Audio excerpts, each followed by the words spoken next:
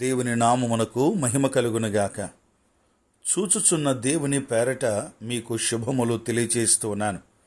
ఈ దిన ధ్యానం కొరకై సామెతల గ్రంథం 15వ అధ్యాయము 3వ వచనం. యెహోవా కన్నులు ప్రతి స్థలం మీద ఉండును, చెడ్డవారిని మంచివారిని అవి చూచుచుండును. సామెతలు మనలు సరిచేసే సామెతలు. ఈ వచనంలో మన దేవుడు ఏమై ఉన్నాడో ప్రస్తావించబడింది. ఆయన చూచుచున్న దేవుడు.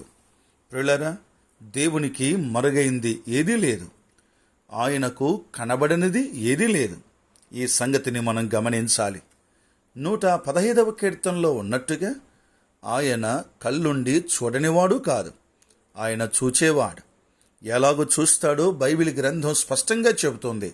జకర్యా గ్రంథం 4వ అధ్యాయం 10వ వచనంలో, లోకమందంతటా సంచారము చేయు యెహోవా 7 నేత్రములు జెరుబ్బాబెలు చేతిలో గుండు నూలుండుట చూచి సంతోషించును అన్నాడు.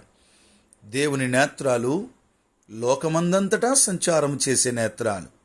అందుకే హాగరు, అబ్రహాము దాసి అయిన హాగరు ఇలాగనింది, చూచుచున్న దేవుడవు నీవే అని ఆయన్ను కొనియాడింది.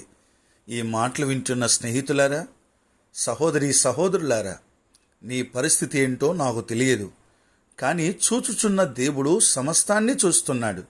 ఈ విషయాన్ని మరిచిపోవద్దని మనవి చేస్తున్నాను. ఈ దినం నువ్వు ఎదుర్కోబోతున్న సంగతులు ఆయన ఎరిగి ఉన్నాడు, ఆయన చూస్తున్నవాడు. దైవగ్రంథం 2 భాగాలుగా ఈ సంగతిని మనకు తెలియచేస్తుంది. ఆయన మంచివారిని చూస్తాడు, చెడ్డవారిని కూడా చూస్తాడు. ఆయనకు మరుగైంది ఏదీ కూడా లేదు. ఇదే 15వ అధ్యాయము సామెతల గ్రంథం 11వ వచనంలో, నరుల హృదయము మరి తేటగా ఆయనకు కనబడును గదా అన్నాడు. అనగా మన హృదయాన్ని కూడా ఆయన చూస్తూనే ఉన్నాడు. 2 విషయాలు గమనించండి. ఆయన మన బాధలు చూసే దేవుడు. ఇది మొదటి మాటగా గమనించాలి. దైవగ్రంథంలో ఇప్పుడే మనం చెప్పుకున్నట్టుగా ఆదికాండ గ్రంథం 16వ అధ్యాయంలో శారా హాగరును బహుగా శ్రమ పెట్టింది. ఎంతగా శ్రమ పెట్టింది అంటే, ఇక హాగరు ఆ ఇంటిలో ఉండడానికి వీలైనంత పరిస్థితి ఏర్పడింది. పారిపోతున్న హాగరును చూచినవాడు, హాగరు హృదయంలో ఉన్న వేదనను గమనించినవాడు, పారిపోతున్న హాగరును ఆపి ఎక్కడికి వెళుతున్నావు అని పలకరించినవాడు. ఆమెను పలకరించేవారు ఎవరూ లేరు ఆ అరణ్యంలో, కానీ ప్రభువారు ఆమెను పలకరించారు. అందుకే ఆమె చూచుచున్న దేవుడవు నీవే అని చెప్పడంలో ఉన్న అర్థాన్ని మనం గమనించాలి. అనగా ఆయన మన బాధలను చూస్తున్నవాడు. అంతే అంటారా? నిర్గమాకాండ గ్రంథం 3వ అధ్యాయంలోనికి వెళ్తే, ఇశ్రాయేలు జనాంగం ఐగుప్తులో ఉన్న దినాల్లో వారు ఐగుప్తులు బహుగా శ్రమ పెట్టారు.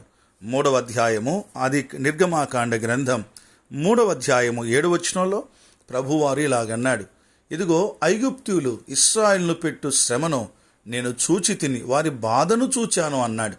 ప్రియులారా, ఈ ఉదయకాలం ఈ మాటలు వింటున్న ఈ సమయంలో మనందరం ఒకటి గ్రహించాలి. మనం ఎదుర్కొంటున్న బాధలు, కష్టాలు, ఇరుకులు, ఇబ్బందులు ఆయన చూచి దాటిపోయే యాజకుడు కాదు, ఆయన చూచి దాటిపోయే లేవీయుడు కూడా కాదు. వారు దాటి ప్రక్కగా పోయిరి అని చూస్తాం. లూకా సువార్త 10వ అధ్యాయము 31, 32 వచనాల్లో ఆ పడి ఉన్నవాడు, దెబ్బల చేత బాధపడుతున్నవాడు, గాయముల చేత వేదన పడుతున్న ఆ వ్యక్తిని వారు చూశారు. చూడలేదని కాదు, చూశారు, కానీ ప్రక్కగా వెళ్ళిపోయిరి అని వ్రాయబడి ఉంది. యాజకుడే ప్రక్కగా వెళ్ళిపోయాడు, లేవీయుడే ప్రక్కగా వెళ్ళిపోయాడు. కానీ దేవునికి స్తోత్రం. ఈ సమయంలో ఒక సంగతిని గమనించాలి. చూచిన సమరయుడు దగ్గరికి వెళ్ళాడు, ప్రక్కలోకి వెళ్ళాడు. వారు ప్రక్కగా పోయారు, ఈయన ప్రక్కకు వచ్చి అతన్ని ఎత్తుకొని తన గాడిద మీద తీసుకుని వెళ్ళాడు. అతని అక్కర తీర్చాడు, గాయములు కట్టాడు. ప్రియులారా, ఈ ఉదయకాలం గమనించాలి. ఆయన మన బాధను చూసినవాడు. అంతేకాదు, ఆయన మన బ్రతుకును కూడా చూస్తున్నాడు. ఇశ్రాయేలు జనాంగం బాధను చూసిన దేవుడు మాత్రమే కాదు. నిర్గమాకాండ గ్రంథం 32వ అధ్యాయము 9వ వచనంలో మోషేతో దేవుడు అన్నాడు, ఓ మోషే, నువ్వు కొండ దిగి వెళ్ళు, నా ప్రజలైన నీ ప్రజలైన ఇశ్రాయేలు చెడిపోయి ఉన్నారు, నేను వారిని చూచి తిని వారు లోబడనొల్లని ప్రజలు అన్నాడు. ఈ మాట వింటున్న స్నేహితులారా, ఈ ఉదయకాలం ఈ సమయంలో దేవుడు నిన్ను నన్ను చూస్తున్నాడు. మన బ్రతుకును చూస్తున్నాడు, మన బాధలను చూస్తున్నాడు. చూస్తున్న దేవుడు ఉన్నాడన్న భయముతో ఈ దినమంతా, జీవితకాలమంతా జాగ్రత్తగా బ్రతుకుదాం. అట్టి కృపా సహాయము ప్రభు అయిన దేవుడు మనందరికీ అనుగ్రహించునుగాక. దేవుడు మిమ్మలను, మీ కుటుంబాలను, ఈరోజు మీరు చేయబోతున్న పనులను, ప్రయత్నాలను, ప్రయాణములను దేవుడు ఆశీర్వదించునుగాక. ఆమేన్.